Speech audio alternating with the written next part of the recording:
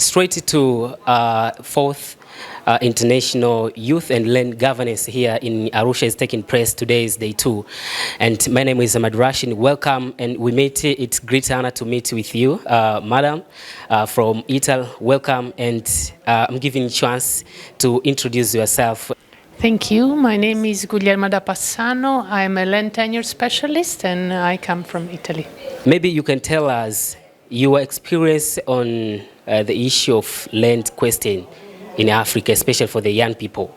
Yes, thank you very much. So, as I said, I'm a land tenure specialist.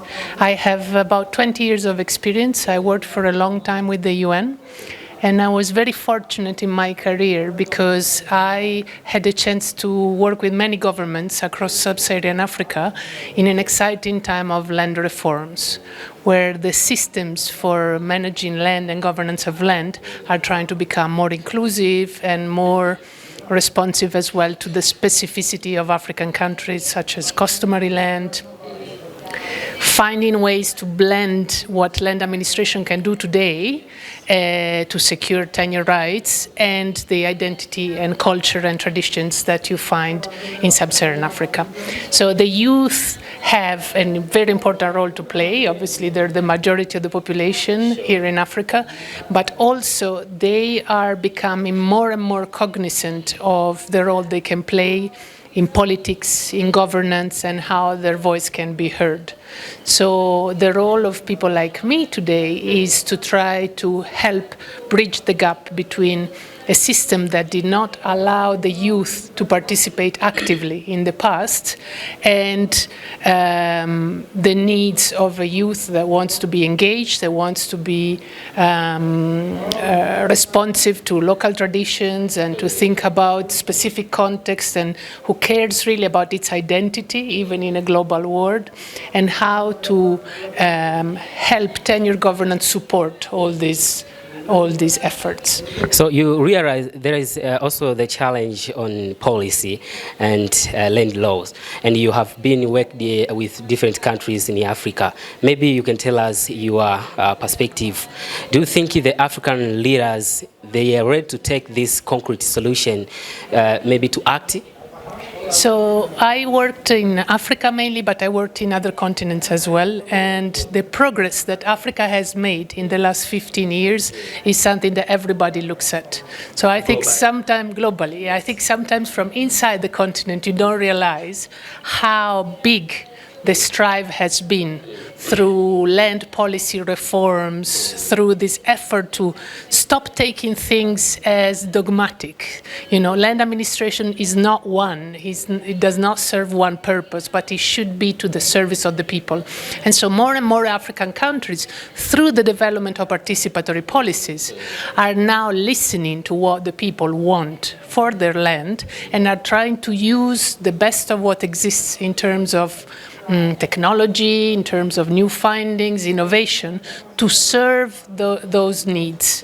Because obviously in democracies, you have elections, you need to pay attention more nowadays to what the people think. And the youth have a huge role to play because of their numbers. Take that chance of leading. Yes, also leading, but especially saying what they want, formulating it in a way that governments can listen so that they can support. So have you met with Tanzania government leaders, or maybe you have been working with? Yes, so I had a chance last year to work with FAO, and we did a training which is called Geotech for Tenure. It is a training, the training was focusing on land ministry staff at different levels, and it was about how to use technology and participation to improve the efficiencies of the land administration system. In the ground, maybe you see the young people, they are ready, maybe not only to discuss about the solution on the challenge that they are facing, but they are ready to realize, to take this action maybe? Well, I think that Tanzania is a great example because the level of education in general is good. People have access to mobile phones, the networks are available everywhere, so there is a lot more information available. There is an issue, though, about the quality of information that goes around. So when I go around, I find that many people are not aware of their land rights. They're not aware of what they can do. So they might know that they need more tenure security because, for example, they want to invest on their land, or they want to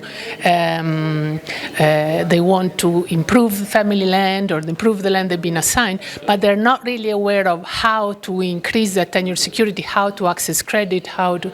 So I think it would be great if there was a bit of more consistent effort in ensuring that the information reaches everybody, and especially the youth, who are a big engine of energy for this country. Okay, thank you. Last for me, what is your take, or how do you find the CIGOFA4 so far?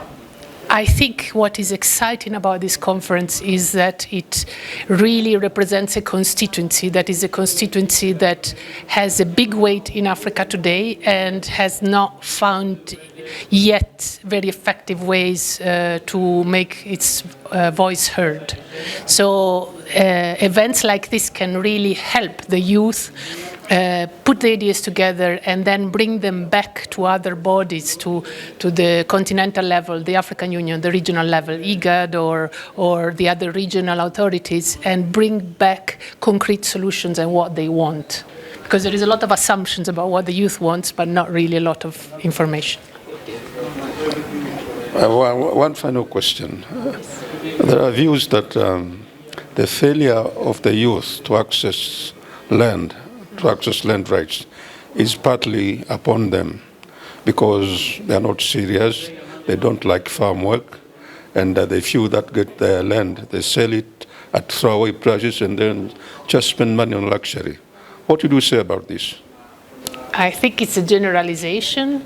If I must think about, I try to stay away from generalizations. I think about people I meet in many countries, and I came across so many youth that had really long-term strategy and vision for the land they wanted, but they found barriers in the statutory system, in the customary system, that would not allow them to find a common ground and use the land in the way they wanted. So obviously, yes, there is examples of people who might not be interested, but often is also an issue of capacity.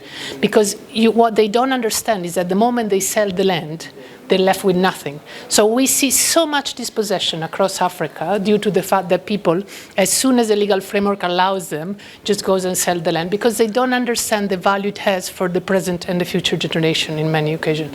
So all we can do, people can choose what they like, but what we can do is make sure they have enough information when they make those decisions. And also, if the land is not just for them, and I don't want to generalize, but often them is male and a bit older, but it's also for the family, it's also for the wife, it's also for the kids. It's important that they're included in those decisions because they suffer the consequences of those sales. They suffer the consequences of losing those assets.